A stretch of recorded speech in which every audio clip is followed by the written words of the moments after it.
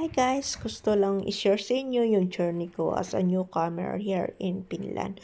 So, this is the second place guys na nag-stay kami at yan nga po nakita nyo yung iglo siyang nagdala sa amin dito sa Uinso. So, naisipan namin habang naghihintay ng aming sundo na mag-ikot-ikot muna sa village na ito. Bali guys, nag-stay kami ng one night dito. Ayan, nakakita naman kami ng berries. This is the second place na nakakita kami kasi meron din po sa Banta, Helsinki. Ayan, ang dami pong punong kahoy na makikita nyo rin. So ito guys na video ito, gusto ko lang i-share sa inyo at least pag napanood nyo ito, so napipil nyo na nakarating na rin po kayo sa Finland. So, Finland nga po is napakahirap pong pasukin as a tourist. At yun nga po, bihira lang ang nakakapag-tourist dito.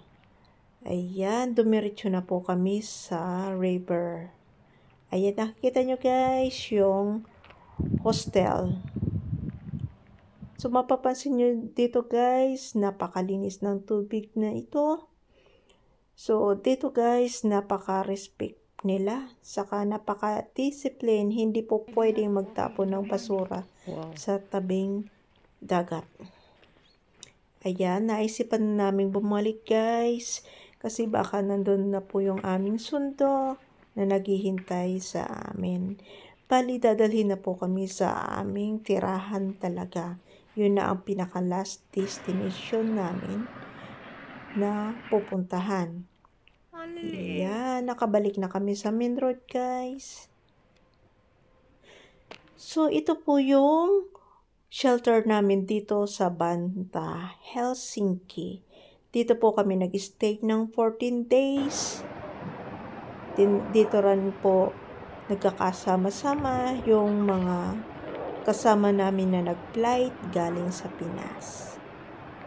Dito po kami nag-stay for 40 days para lakarin ang aming mga papers dito sa Helsinki. Ayan, napakatahimik dito guys kasi sa sulok na po lugar na ito. At kabilaan po siya guys, meron din mga nag-rent dito ng mga foreigner. At yan nga po yung tinerhan namin for 14 days.